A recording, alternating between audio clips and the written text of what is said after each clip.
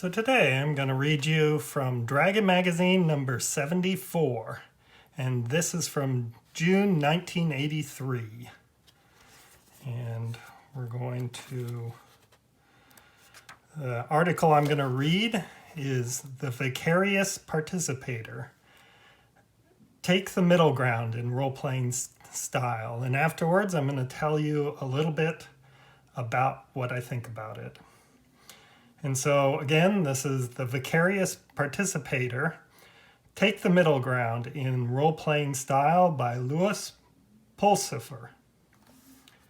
In the early days of fantasy role-playing, FRP, gaming, many players did not role-play in any significant sense of the word.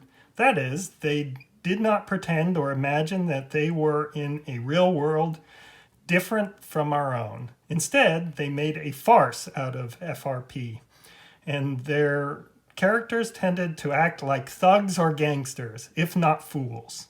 Pursuit of power without regard for anything else was typical. In reaction and rebuttal to this, some players went to the other extreme. They believed that characters, through their players, should imagine themselves as fulfilling a role in the real world, and further declared that each character should be a personality completely separate from the player, so that the player becomes more of an actor than a participant in the game. For several years, these people were voices crying out in the wilderness. But as more people gained FRP experience or heard about this improvisational theater, or persona creator, school of role-playing, and as the more articulate and vociferous of the persona extremists found an audience for their views, this extreme attitude about role-playing has spread so widely that it, instead of not role-playing at all, seems to have become the standard. Unfortunately, because initially they had to express their views about role-playing with maximum emphasis just to be listened to, many of the people in the second group have become intolerant of other views. One occasionally runs into remarks at conventions or in articles which disparage anyone who does not create an elaborate persona for each of his characters, each different from his own personality. The most hardline advocates of this school of thought refuse to believe that there is any other proper way to play, and they measure the skill of a role-playing gamer in accordance with how closely he or she meets their notions of role-playing as theater. There is a third group with an attitude that lies between the power-mad thug character players on the one hand and the persona creators on the other. The viewpoint of these people, who may be called vicarious participators, reflects the original intent of role-playing gaming. They, and I number myself among them, believe that the point of a role-playing game is to put oneself into a situation one could never experience in the real world, and to react to the player would like to think he would react in similar circumstances. In other words, the game lets me do things I'd like to think I would do if I were a wizard, or if I were a fighter, or perhaps even if I decided to take the evil path. Consequently, it would be foolish for me to create a personality quite different from my own, because it would no longer be me.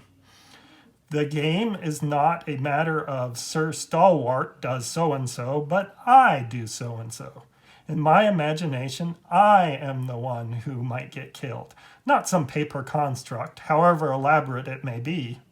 Of course, because these are games played by people with adult mentality, even if not of adult age, no one ever becomes overly involved emotionally. Notice also, I didn't say as I would act, but as I would like to think I would act. Few FRP gamers are made of the stuff of heroes, but we like to think that we are when we play the game. The game allows us to live out our fantasies about being heroic or saintly or evil, although we in our personal lives may never reach or nor probably aspire to any of these extremes.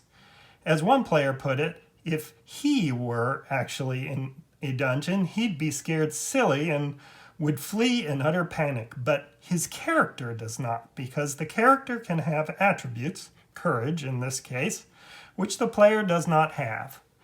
The difference between this view and the persona creator's view is fairly clear-cut, though it would be hard to define a line dividing one style from the other. The vicarious participator lives an adventure through his character, which tends to be a lot like he is himself. But he accepts that his character must undergo some changes in attributes and personality from the players. Whether these changes are imposed by the player himself, by the game rules, or by the nature of the referee's world, to help him enjoy events he would never experience in the real world. For example, he will accept the requirements of an extremely good alignment and crusading zeal of a paladin, or the requirements of a character who is evil, or even a character of the opposite sex. To him, the question is, what would I like to do if I were such and such in a fantasy world? The persona creator, on the other hand, places himself at a distance from his character, regarding it as a separate entity almost with a life of its own. He is not interested in what he would do, but in what creature of such and such race, intelligence, likes, dislikes, etc., would do in a given situation. If his character dies, his reaction is not overly emotional, though he'll certainly regret the loss of all the work he put into the character. The difference between the two styles is manifested in many small ways. For example, a persona creator playing a character of low intelligence will play dumb. If he has a good idea, he probably won't mention it to the other players, since his character wouldn't have thought of it. A participator, on the other hand, doesn't always care what his character's numbers happen to be. It's really him in there anyway, and he'll use his own brain and other faculties to the fullest to keep his character alive and accomplish his goals. This difference can be generalized to show the attitudes of the two types of role players to the aspect of luck in character generation. The persona creators are not much concerned with being able to choose aspects of the personality of their character. In a sense, they try to be like the most versatile film and stage actors who can play any role well.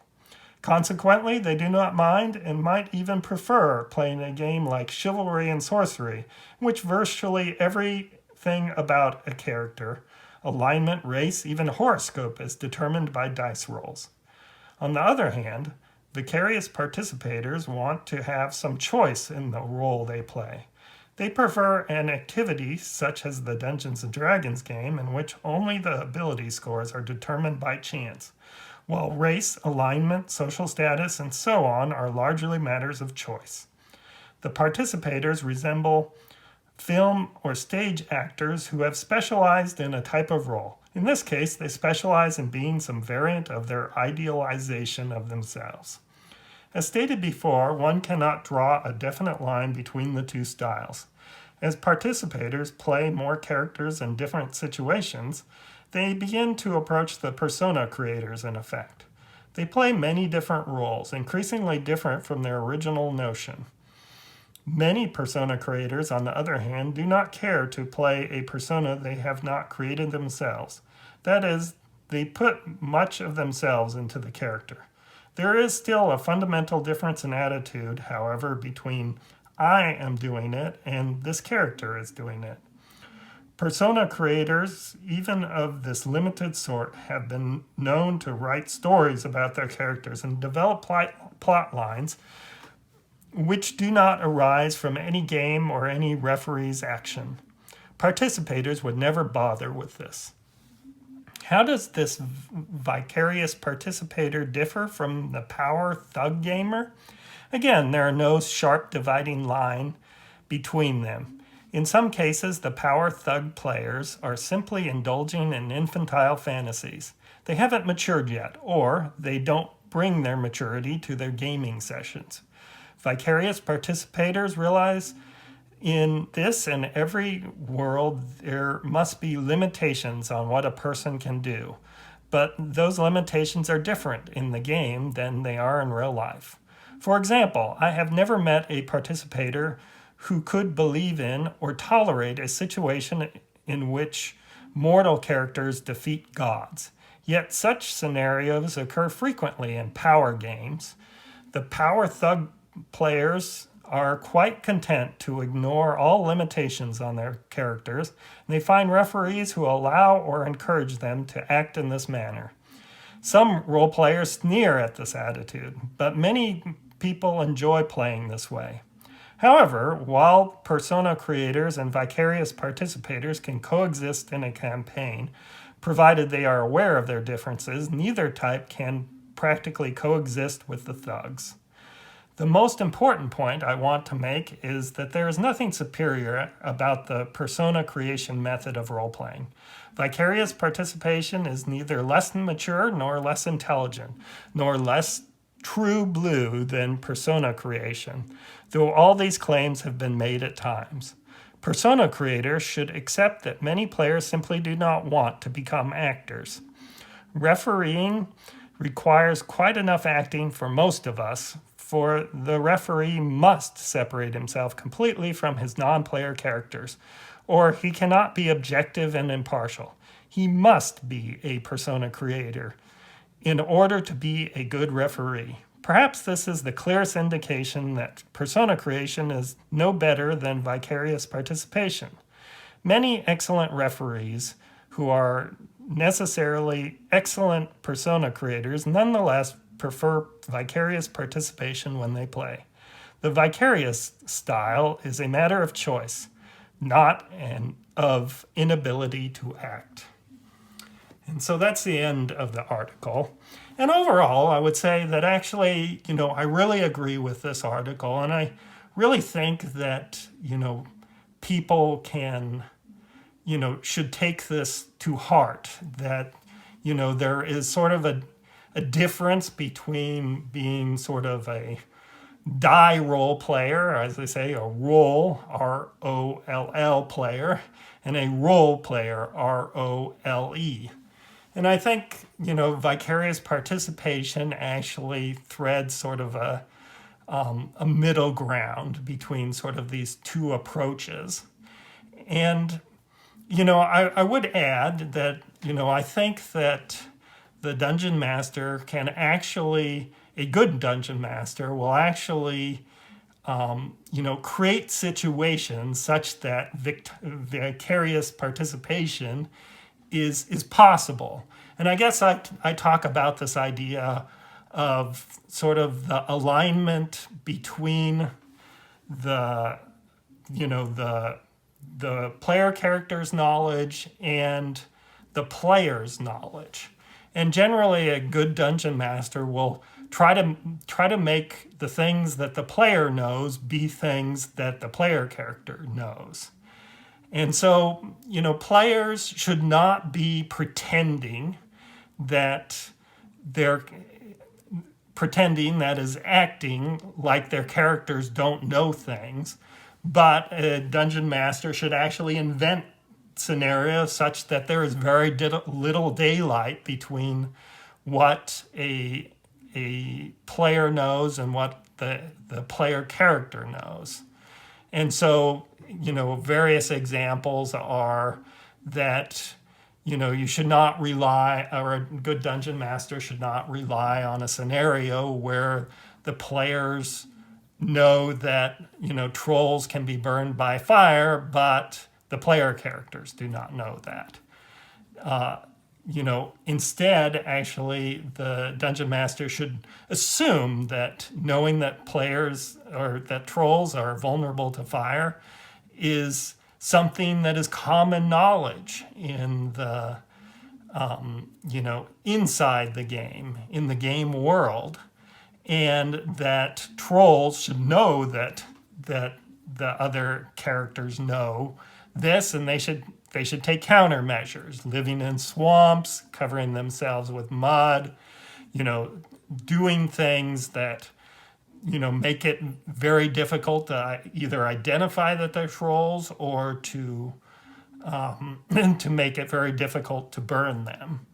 And so, I think that there's a lot to be said for both the dungeon master and the players working together such that players can play in the Vicarious Participator style. And that way they can actually use all of their, innate knowledge and cleverness and tricks to find traps and so on. While at the same time, having a good experience inside the scenario, and having the required acting or pretending not to know at a minimum. And so in general, I very much agree with this article, but I believe that actually, since the time that this article was written, there's a lot to say about metagaming and that sort of thing, and that this article is sort of a starting point, and then more recently recently in the last 20 years, there's been a lot of thought of how to take this further. So thank you for reading this article with me and for listening to my commentary on it. I hope you enjoyed it, and please leave me a comment if you have any particular opinion, and thanks a lot.